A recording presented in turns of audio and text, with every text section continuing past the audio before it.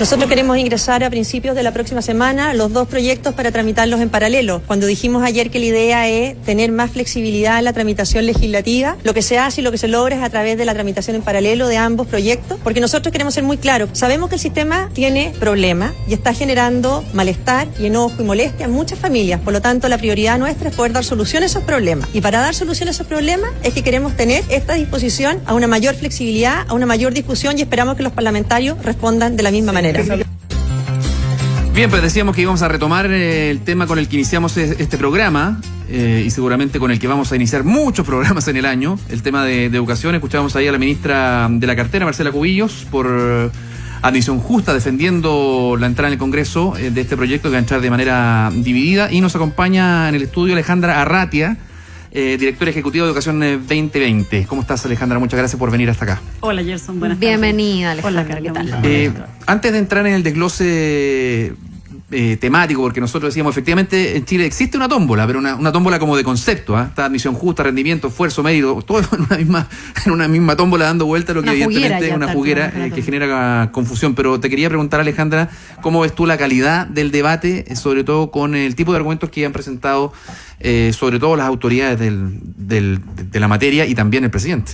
Hablando de tómbola y ya sabemos lo que significó, cómo implementó su gira la ministra y con estrategia comunicacional de por medio. Sí, bueno, ese es un tema de fondo que a nosotros nos preocupa bastante, la verdad. Nosotros somos una fundación educacional que trabaja por la mejora de la calidad y la equidad de la educación en Chile en el largo plazo, con distintos gobiernos, por lo tanto.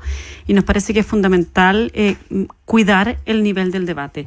Ese cuidar el nivel del debate, ¿qué implica? Primero, que la información sea veraz, que la información sea fidedigna, que sea completa. Aquí ha ocurrido una cosa bien curiosa. Leí en una columna hoy día en La Tercera que por primera vez se ha instalado como el concepto de las fake news en el debate educacional.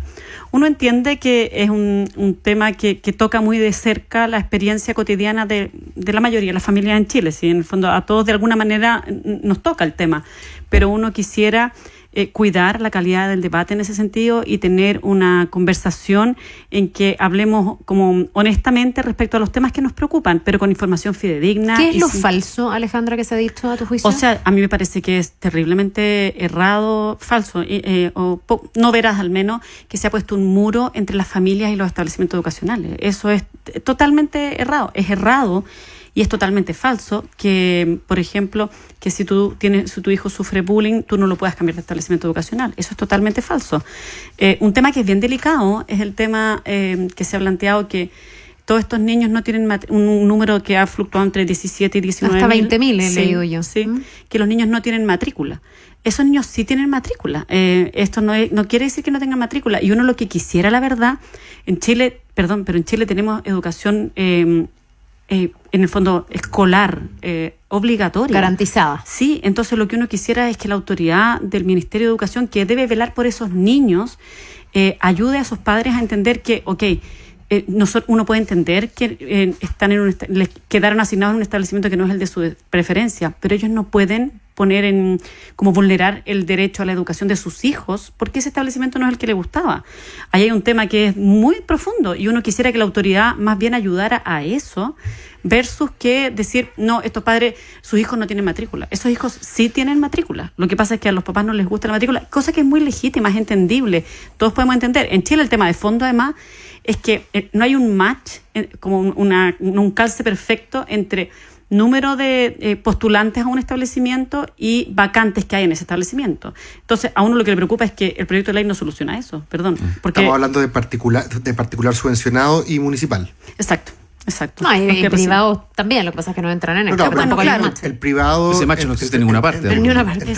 Entre comillas, el privado, la escasez de matrícula se resuelve como primer filtro por la plata. Económico. Y el segundo filtro por el derecho soberano, entre comillas, por la libertad de asociación del colegio de decir a quién acepta o no a través de un examen, ¿cierto? Que tiene que cumplir igual ciertos requisitos como de ser transparente, no arbitrario, etcétera. Pero claro, lo que ocurre es que en el fondo hay muchos establecimientos que tienen más postulantes que vacantes. Ya, y ahí está el problema. Particular subvencionado y municipal. Exacto. Ahí tenemos el problema. En lo que es el sistema de admisión Entonces pongamos un poco escolar. de perspectiva. El problema es que tenemos menos vacantes en colegios donde muchos quieren ir. Pero eso pasa incluso en los colegios de élite.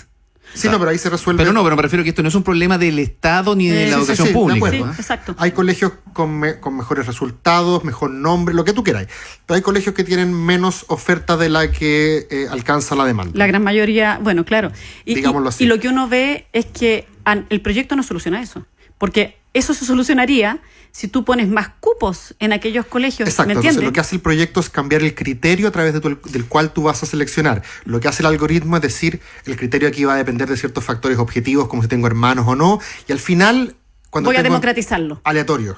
Claro, colita. que es en el fondo una forma de decir, mira, Democratizar. al final vamos a ser democráticos en esto. Ya. Y al final, cuando yo ya definí todos estos criterios, voy a decir democráticamente, mira, a los niños que llegan hasta aquí entran todos en igualdad de condiciones. Claro, lo que pasa es que ahí hay una lectura distinta dependiendo del sector político que está analizando el problema, porque que hay un no calce, digamos, entre oferta y demanda, eso lo sabemos. Sí, y eso hay que tratar de resolverlo. Claro, y eso se pregunta por el trata de criterio. resolver con el sistema mal llamado Tómbola, que es este software, a través de este software que también deja un espacio a lo aleatorio, a lo Claro, azaroso. eso es lo que dice. Que algunos, como Alejandra, puede ver que ahí hay un acto democrático, porque no hay nada más justo que el azar, pero hay otros que dicen es que el azar es tremendamente injusto, y yo quiero que esto se resuelva tomando en cuenta el mérito que tiene mi hijo, porque si mi hijo tiene un 6.8, eso no se hace valer para que quede Exacto. en el primer colegio de su prioridad, porque resulta que el segundo y el tercero a mi papá y a mi hijo no nos gusta porque Sí, claro. no nos entrega la misma Es que calidad. es Ahí hay dos superimportante. lecturas y creo que las dos Totalmente. tienen No, y yo algo creo que de razón, digamos. Totalmente, y por lo mismo, volviendo a la pregunta que hacía Gerson respecto al nivel del debate, por lo mismo uno quisiera debatir de eso, ¿me entiendes? Porque hay un tema que aquí se ha obviado diciendo vamos a solucionar el problema de los papás que no están contentos aquí. No, ese problema no lo vamos a solucionar con este proyecto de ley. Alguien va a porque, quedar- porque siempre alguien va a quedar fuera, porque hay más demandas. O sea, más vamos a dejar postulantes. contentos a esos papás que les gusta el mérito por sobre el azar, y a lo mejor vamos a dejar descontentos a los Y la otros. pregunta que hay detrás, que es el tema que tenemos que conversar, yo creo que es mucho más de fondo, es, bueno, como país, ¿qué queremos privilegiar? Porque como país uno dice, bueno, queremos un sistema que sea competitivo. Hay otro tema que también es debatible, que es entre la asociación entre mérito y rendimiento.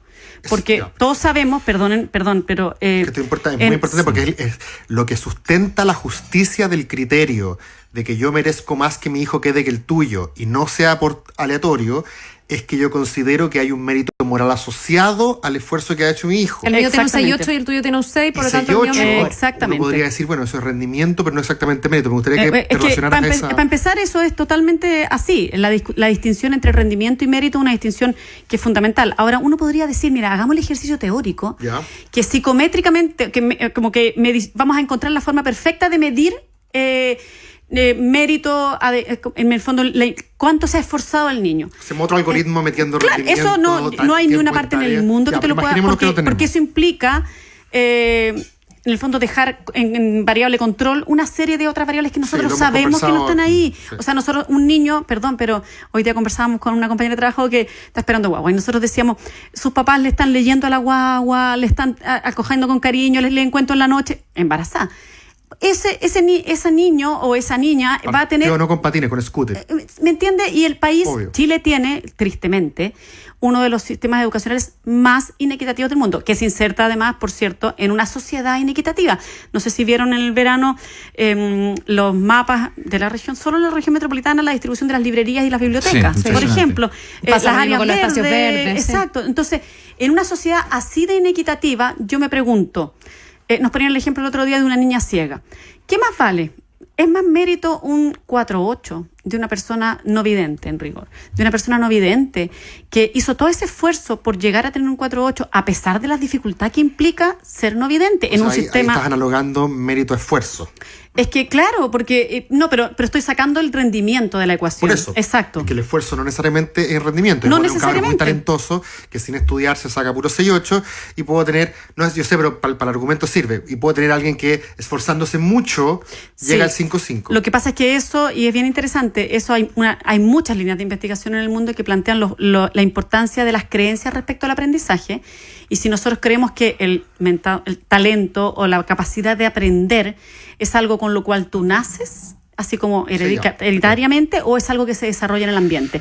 Y un niño que nace en un contexto en que sus papás le enseñan y le ayudan a organizarse para hacer las tareas, Sí, disciplina. le revisan, exacto, le muestran el valor del estudio, es muy distinto que un niño o una niña, que sus papás o su mamá, quien lo esté ayudando a crecer, no tiene la capacidad de hacer eso. En Chile tenemos datos de salud mental. Me huele a mí, querida Alejandra, que cuando la ministra Cubillos se reúne con estas familias que están descontentas con el sistema, y ellas dicen, no se ha hecho valer nuestro mérito, incluso a veces hablan en términos colectivos, claro, el mérito de la familia, dice incluso la ministra, o no se ha hecho valer el mérito de mi hijo que tiene un 6-8, como decía Carla. Yo creo que ellas, cuando hablan de esa manera, están analogando mérito a rendimiento. No están diciendo mi hijo quedó fuera del colegio a pesar de que estudia 9 horas y sacó un 4.5. En verdad están diciendo mi hijo se sacó un 6.8. Totalmente. O sea, esa familia lo que están diciendo es el criterio ordenador que distribuye esos últimos cupos debería ser rendimiento. Eso lo están perdona, planteando. Alejandra, pero planteando. eso, porque tú recién hablas de cómo esto se inserta en la sociedad. Tú dices un sistema escolar que es inequitativo, en una sociedad que es inequitativa, pero ese relato de esos papás me parece que calza perfecto con lo que se ha ido también perpetuando a través de nuestro sistema educacional.